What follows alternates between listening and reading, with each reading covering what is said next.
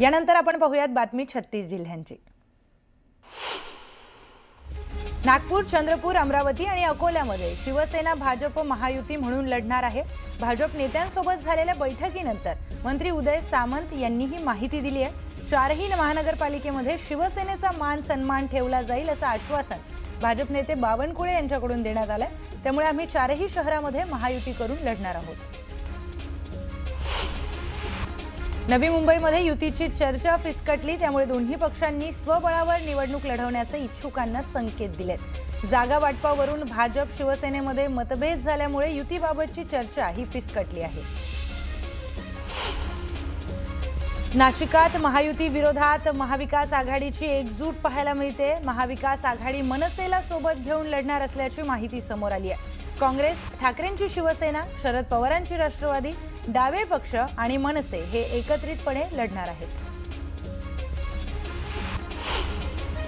काँग्रेसचे माजी नगरसेवक रविशंकर जाधव यांनी पुनीत पाटील यांना भाजपमध्ये यांचा प्रवेश केला। शेकडो कार्यकर्त्यांसह दोन्ही नेत्यांनी भाजपमध्ये प्रवेश केल्याने लातूरमध्ये काँग्रेसला मोठा धक्का बसलाय। मुंबईच्या चारकोप परिसरामध्ये उद्या शिवसैनिक आणि मनसैनिकांचा मनोमिलन मेळावा पार पडतोय। या मेळाव्यामध्ये शिवसैनिक आणि मनसैनिक हे एकत्र येणार आहेत। केडीएमसीतील 27 गाव सर्वपक्षीय हक्क संरक्षण संघर्ष समितीने मोठा निर्णय घेतलाय। 27 गावातील सर्व राजकीय पक्ष आणि इच्छुक उमेदवारांनी निवडणुकीवर बहिष्कार घालण्याचा निर्णय घेतला। भिवंडी महापालिकेमध्ये आम आदमी पार्टी स्वबळावर लढणार आहे। 90 जागांवर आपची तयारी असून उमेदवारांची चाचपणी देखील आता अंतिम टप्प्यात आली आहे। राज्यात घड्याळासोबत, कमळासोबत, धनुष्यबाणासोबत जाण्याचा कुठलाही विचार नाही अशा शब्दात काँग्रेस प्रदेशाध्यक्ष हर्षवर्धन सपकाळ यांनी काँग्रेसची भूमिका स्पष्ट केली आहे। राज्यातील महानगरपालिका निवडणुकीमध्ये वंचित बहुजन आघाडीबरोबर आघाडी व्हावी यासाठी प्रयत्न सुरू असल्याचं देखील त्यांनी सांगितलं। छत्रपती संभाजीनगर महानगरपालिका निवडणुकीच्या पार्श्वभूमीवर भाजप आणि उपमुख्यमंत्री एकनाथ शिंदे यांच्या नेतृत्वातील शिवसेनेमध्ये जागा वाटपाचा पेच अधिक गडद होताना दिसतोय। आज या दोन्ही पक्षांच्या प्रमुख नेत्यांची सलग 5वी बैठक पार पडली। मात्र जागांच्या आकड्यावरून दोन्ही पक्षांनी आपली भूमिका ताणून धरल्यानं ही बैठक देखील कोणत्याही ठोस निर्णयाविना संपली आहे। नागपुरात शिवसेना आणि भाजपचं ठरलंय। महापालिकेमध्ये शिवसेना आणि भाजप एकत्र निवडणूक लढवणार आहेत। चंद्रशेखर बावनकुळे आणि उदय सामंत यांच्यामध्ये युतीची घोषणा देखील करण्यात आली आहे। पुण्यात दोन्ही राष्ट्रवादी एकत्र निवडणूक लढवण्याच्या तयारीत असताना काँग्रेसचे नवी खेळी केली आहे। काँग्रेस उद्धव ठाकरेंची शिवसेना आणि वंचित सोबत आघाडी करण्याची शक्यता असल्याची माहिती सूत्रांनी दिली आहे। चंद्रपूर शहर मनपा निवडणुकीमध्ये समन्वयासाठी भाजपच्या 5 आणि शिवसेनेच्या 4 नेत्यांचा समावेश असलेल्या समन्वय समितीचं गठन करण्यात आलं। प्रत्यक्ष जागा वाटप, उमेदवार निश्चिती आणि त्यातील पेच सोडवण्यासाठी ही समन्वय समिती काम करणार आहे। चंद्रपूर शहर महानगरपालिका निवडणुकीच्या पार्श्वभूमीवर राष्ट्रवादीकडून तयारीला वेग आलाय।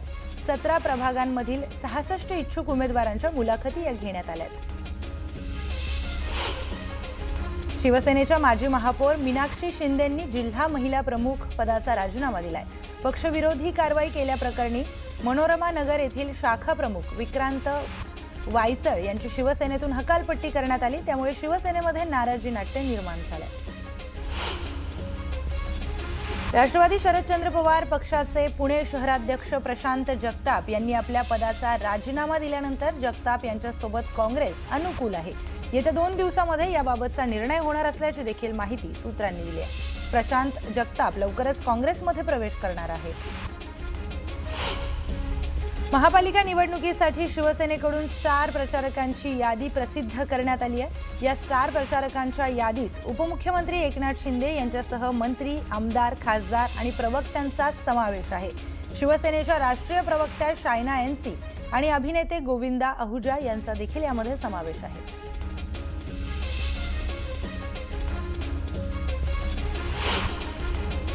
मनपा निवडणुकीसाठी छत्रपती संभाजीनगरमध्ये भाजपच्या प्रवचन कार्यालयाचं उद्घाटन पार पडलं। छत्रपती संभाजीनगरमध्ये आम्ही युतीमध्येच लढणार आहोत. 2-4 जागा इकडच्या तिकडे झाल्या तरी आम्ही युतीमध्येच लढणार अशी माहिती मंत्री अतुल सावे यांनी दिली आहे. विजय वडेट्टीवार आणि आमच्यात कुठलाही वाद नसल्याचं प्रतिभा धानोरकरांनी म्हटलंय. तर जाणाऱ्यांना थांबवणार नाही आणि येणाऱ्यांचं स्वागत असल्याचं देखील त्या म्हणाल्या. इंदापूर नगर परिषदेमध्ये कृष्णा भीमा विकास आघाडीच्या पॅनलमधून विजयी झालेल्या 6 उमेदवारांचा आणि नगराध्यक्षपदाचे पराभूत उमेदवार प्रदीप गारटकर यांचाही हर्षवर्धन पाटलांच्या हस्ते सत्कार करण्यात आला. पराभवाने खचून न जाता या पुढील काळामध्ये आता चांगले काम करा असं आवाहन हर्षवर्धन पाटलांनी केलं. तर नागपूर, चंद्रपूर, अमरावती आणि अकोल्यामध्ये शिवसेना आणि भाजप महायुती म्हणून लढणार आहे. भाजप नेत्यांसोबत झालेल्या बैठकीनंतर मंत्री उदय सामंत यांनी ही माहिती दिली. 4ही महानगरपालिकेमध्ये शिवसेनेचा सन्मान ठेवला जाईल असं आश्वासन भाजप नेते चंद्रशेखर बावनकुळे यांच्याकडून देण्यात आलंय आणि त्यामुळेच आम्ही 4ही शहरात महायुती करून एकत्रित लढणार आहोत. 4ही महानगरपालिकेमध्ये अतिशय युतीच्या बाबतीमध्ये सकारात्मक चर्चा झाली. 4ही महानगरपालिकांमध्ये युती करूनच लढण्याचं आज निश्चित करण्यात आलेलं आहे. त्याच्यामध्ये अकोला असेल, अमरावती असेल, चंद्रपूर असेल, नागपूर असेल, या 4ही महानगरपालिकेमध्ये शिवसेनेचा मान सन्मान हा ठेवला जाईल अशा पद्धतीचं आश्वासन देखील माननीय बावनकुळे साहेबांनी दिलेलं आहे. त्याच्यामुळे 4ही महानगरपालिकेमध्ये आम्ही महायुती म्हणून लढणार आहोत. या बैठकीमध्ये 4ही महानगरपालिकेमध्ये भारतीय जनता पार्टी शिवसेना महायुतीचा निर्णय झाला आहे. जवळपास अंतिम होत आला आहे. संध्याकाळपर्यंत जागा वाटप पूर्ण होईल आणि भारतीय जनता पार्टी शिवसेना महायुती या ठिकाणी होईल. सोबतच अकोल्यामध्ये राष्ट्रवादी सोबत येण्याचे संकेत आहे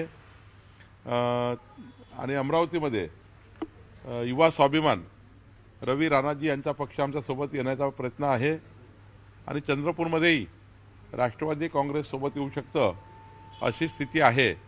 तर मला असं वाटतं की 4ही ठिकाणी महायुती जवळपास निर्णय होईल. तर मनसेचे माजी नेते प्रकाश महाजन यांनी काल उपमुख्यमंत्री एकनाथ शिंदे यांची सदिच्छा भेट घेतली. तर आज प्रकाश महाजन सकाळीच एकनाथ शिंदेंच्या उपस्थितीमध्ये शिवसेनेमध्ये प्रवेश करणार आहेत. शिंदेंच्या ठाण्याच्या निवासस्थानी हा पक्षप्रवेश पार पडतोय. या प्रवेशानं शिवसेनेनं मनसेला जोरदार धक्का दिलाय असंही बोललं जात आहे. दोन्ही ठाकरे बंधूंची युती होताच मनसेला खिंडार पाडण्यामध्ये शिवसेनेला यश आलंय अशी देखील चर्चा राजकीय वर्तुळामध्ये सुरू झाली आहे.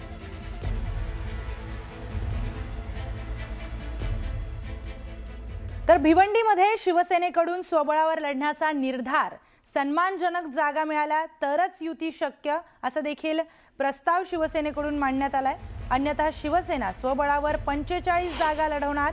आमच्याकडे उमेदवारी मागणाऱ्यांची रीघ लागली आहे. शिवसेना नेते प्रकाश पाटलांकडून स्वबळाचा निर्धार करण्यात आलाय.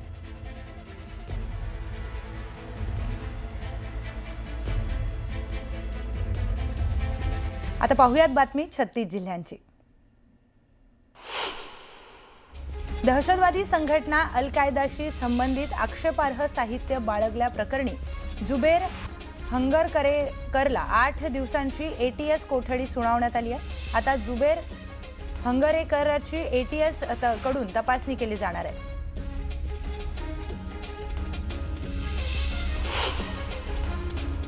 काँग्रेसचे माजी नगरसेवक फारुख बदवेल आणि काँग्रेसच्या अल्पसंख्याक सेलचे प्रदेश उपाध्यक्ष सलाम चावलावाला यांनी खासदार अशोक चव्हाण यांच्या निवासस्थानी जाऊन भेट घेतली. अशोक चव्हाण त्यांच्या घराबाहेर निघताना हे दोघे जण न्यूज 18 लोकमतच्या कॅमेऱ्यात कैद झाले. सूत्रांच्या माहितीनुसार काँग्रेसच्या या दोघांची शिवाजीनगर येथील अशोक चव्हाण यांच्या निवासस्थानी गुप्त बैठक झाली. विशेष म्हणजे हे दोघेही MIMच्या वाटेवर आहेत. विदर्भाची पंढरी म्हणून ओळख असलेल्या संतनगरी शेगावमध्ये सलग सुट्ट्यांमुळे मोठी गर्दी पाहायला मिळते. मंदिर परिसरामध्ये यात्रेचं स्वरूप प्राप्त झालंय. श्रींचं दर्शन घेण्यासाठी भाविकांनी मोठी रांग लावली आहे. सरासरी 3 तासांचा वेळ हा दर्शनासाठी लागतोय. संस्थांकडून भाविक भक्तांची गैरसोय होऊ नये यासाठी सर्वतोपरी काळजी घेण्यात आली आहे.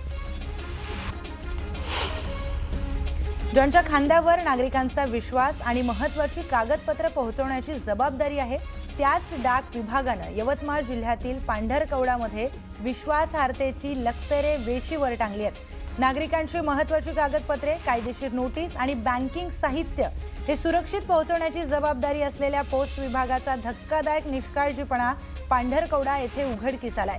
येथील पोस्टमन सतीश धुर्वे यांनी कर्तव्यात कसूर करून शेकडो नागरिकांचे टपाल चक्क आपल्या घरी ठेवल्याचं आढळून आलंय। ठाण्यामध्ये पुन्हा वाहन जळत कांड घडलंय। ठाण्यातील कोपरी परिसरामध्ये सिंधी कॉलनी या ठिकाणी मध्यरात्री पार्किंगमध्ये लावलेल्या 3 चारचाकी वाहनांना अचानक आग लागली। या आगीमध्ये 3ही गाड्या या जळून राख झाल्या। आग आटोक्यात आणण्यामध्ये अग्निशमन दलाला शर्थीचे प्रयत्न करावे लागले।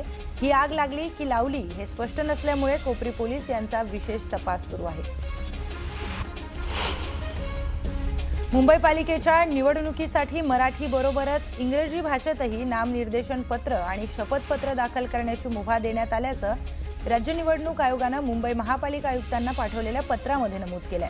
मुंबई महापालिकेच्या निवडणुकीसाठी नामनिर्देशन पत्र सादर करताना उमेदवारांनी शपथपत्र मराठी भाषेतच भरायला हवं असा आग्रह निवडणूक निर्णय अधिकाऱ्यांकडून करण्यात येतोय। राज्य निवडणूक आयोगाकडे अशा तक्रारी गेलेल्या आहेत। मुंबई महापालिकेच्या निवडणुकीसाठी तब्बल 75,000 कर्मचाऱ्यांची गरज भासणार आहे। त्यापैकी सुमारे 58,000 कर्मचाऱ्यांना आदेश देण्यात आले असून त्यांचं प्रशिक्षण हे 29 डिसेंबरपासून सुरू होणार आहे। निवडणूक विषयक कामाच्या प्रशिक्षणास गैरहजर राहणाऱ्या कर्मचाऱ्यांविरोधात फौजदारी कारवाई करण्याचा इशारा प्रशासनाने दिलाय। कोकण रेल्वेवर धावणाऱ्या राज्याबाहेरील रेल्वे गाड्यांना रायगड, रत्नागिरी, सिंधुदुर्गमध्ये कमी थांबे आहेत। त्यामुळे मुंबई पुण्यातून कोकणात ये जा करणाऱ्या प्रवाशांचे हाल होतात। परंतु जामनगर, तिरुनेलवेली एक्सप्रेस, पोरबंदर, तिरुवनंतपुरा एक्सप्रेस या 2 रेल्वे गाड्यांना रत्नागिरीमधील संगमेश्वर रोड येथे प्रायोगिक तत्वावर थांबा देण्यात आलाय। त्यामुळे कोकणवासियांना दिलासा मिळेल। रेल्वे मंडळाने जारी केलेल्या मार्गदर्शक तत्वांनुसार तात्काळ आरक्षण प्रणालीमध्ये एक महत्त्वाचा बदल करण्यात आला आहे। भारतीय रेल्वे तात्काळ तिकीट आरक्षणासाठी OTP आधारित प्रमाणीकरण प्रणाली टप्प्याटप्प्याने अंमलात आणत आहे। पश्चिम रेल्वेवरील 21 रेल्वे गाड्यांमध्ये तात्काळ तिकीट आरक्षणासाठी ही नवीन OTP आधारित प्रमाणीकरण प्रणाली लागू करण्यात आली आहे। यामध्ये 4 रेल्वे गाड्यांची भर पडली आहे। बहुप्रतीक्षित नवी मुंबई विमानतळ 25 डिसेंबरपासून म्हणजे कालपासून सुरू झालंय। या ठिकाणावरून आता जागतिक विमानांची उड्डाणं होणार असल्यानं घरांच्या किमती देखील वधारल्यात। सीवूड्स, नेरूळ आणि खारघरमध्ये नव्या इमारतीमध्ये 2 कोटींच्या पुढे घरांच्या किमती गेल्या आहेत।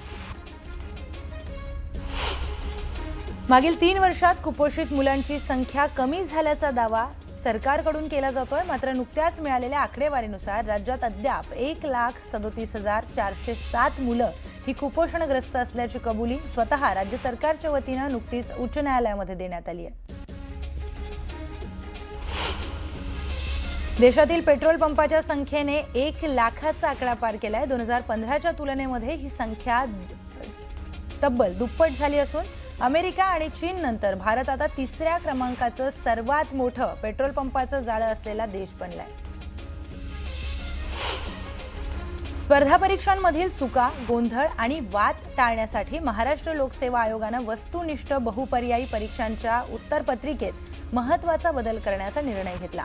आतापर्यंत उत्तरपत्रिकेमध्ये 4 पर्याय दिले जात होते, मात्र इथून पुढे 5वा पर्याय समाविष्ट करण्यात येणार आहे। विशेष म्हणजे उमेदवाराला प्रश्न सोडवायचा नसल्यास हा 5वा प्रश्न निवडणं अनिवार्य असेल, अन्यथा नकारात्मक गुण पद्धतीनुसार गुण देखील कापले जातील। पश्चिम रेल्वेच्या टीसींना बनावट तिकीट ओळखण्यासाठी विशेष प्रशिक्षण देण्यात येत आहे। आतापर्यंत 800 कर्मचाऱ्यांचं प्रशिक्षण हे पूर्ण झालंय। मागील काही दिवसात अनेक प्रवाशांकडे एसी लोकलचे बनावट पास आणि तिकीट सापडली होती। लांब पल्ल्याच्या रेल्वे गाड्यांचं प्रवास भाडे आजपासून वाढणार आहे। द्वितीय श्रेणीसाठी प्रवासासाठी प्रवाशांना 215 किलोमीटर नंतरच्या प्रवासासाठी वाढीव भाडं हे मोजावं लागणार आहे।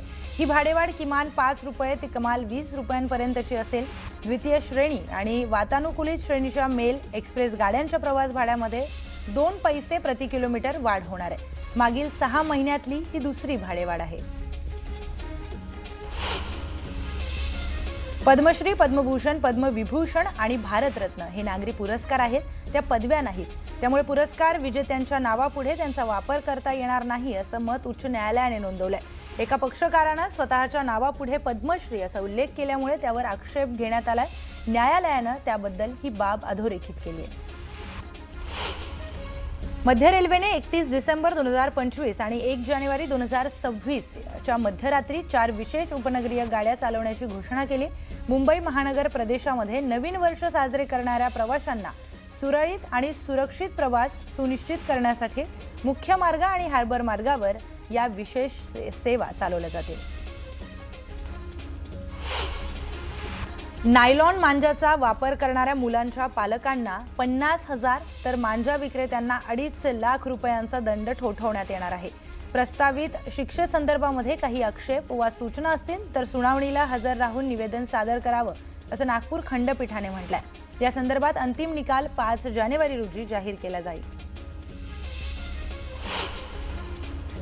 पारनेर तालुक्यातील पठारवाडी येथे चक्क शेततळे खोदून हातभट्टी चालविण्याचा धक्कादायक प्रकार उघडकीस आलाय. पारनेर पोलिसांनी धडक कारवाई करत 2 दारू अड्डे उद्ध्वस्त केले. पोलिसांनी 18.66 लाखांचा मुद्देमाल नष्ट केलाय.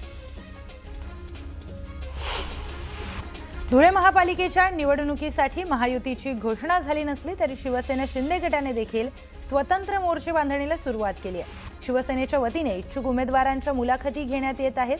तर आमदार मंजुळा गावित, जिल्हाध्यक्ष मनोज गोरे यांच्या उपस्थितीमध्ये इच्छुकांच्या मुलाखती घेण्यात येणार असून आतापर्यंत 165 इच्छुक उमेदवारांनी शिवसेनेकडे आपल्या मुलाखती दिल्या आहेत.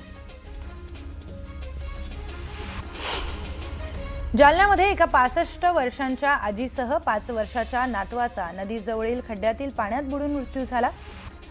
गुरुवारी संध्याकाळी उशिरा ही घटना उघडकीस आली आहे. आजी आणि नातू शहरातील कुंडलिका नदीत जळतण आणण्यासाठी गेलेले होते, तेव्हाच ही घटना घडल्याचं समोर आलंय. तर एक ब्रेकिंग न्यूज समोर येते. नवी मुंबईमध्ये युतीची चर्चा ही फिसकटल्याची माहिती समोर आली आहे. भाजप आणि शिवसेना या दोन्ही पक्षांनी स्वबळावर निवडणूक लढवण्याचे इच्छुकांना संकेत दिल्याची देखील माहिती ही सूत्रांकडून कळते. जागा वाटपावरून भाजप आणि शिवसेनेमध्ये एकमत होऊ न शकल्यानं सूत्रांची माहिती समोर आली आहे. नवी मुंबईच्या जागा वाटपात शिवसेनेकडून 57 जागा मागण्यात आलेल्या होत्या, तर भाजपकडून बैठकीमध्ये 111 पैकी 91 जागांचा प्रस्ताव ठेवण्यात आलेला. बैठकीत जागा वाटपाच्या मुद्द्यावर दोन्ही पक्ष हे आक्रमक झाले आणि जागा वाटपाचा तिढा हा अजूनही सुटला नाहीये. त्यामुळे स्वबळावर लढण्याचा निर्णय देखील घेण्यात आल्याची माहिती आहे.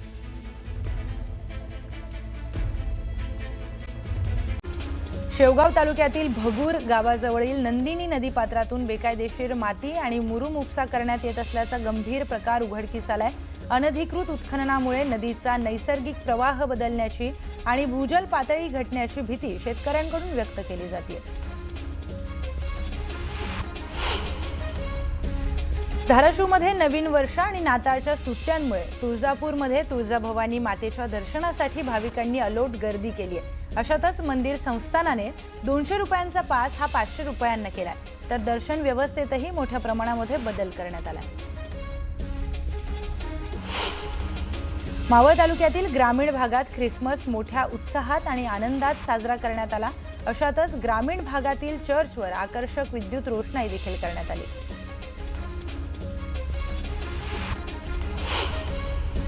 मावळत्या वर्षाला निरोप आणि नववर्षाचं जल्लोषात स्वागत करण्यासाठी मुंबईसह सर्वत्र निरनिराळ्या कार्यक्रमांचं आयोजन करण्यात येतं.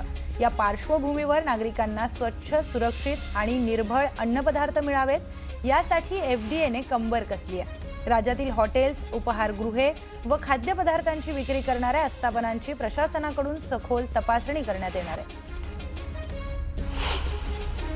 दक्षिण मुंबईतील जुन्या आणि मोडकळीस आलेल्या जुन्या इमारतींचे सुमारे 1498 प्रकल्प गेल्या काही वर्षांपासून पूर्ण होण्याच्या प्रतीक्षेत आहेत. यामुळे सुमारे 55,000 रहिवाशांवर टांगती तलवार आहे.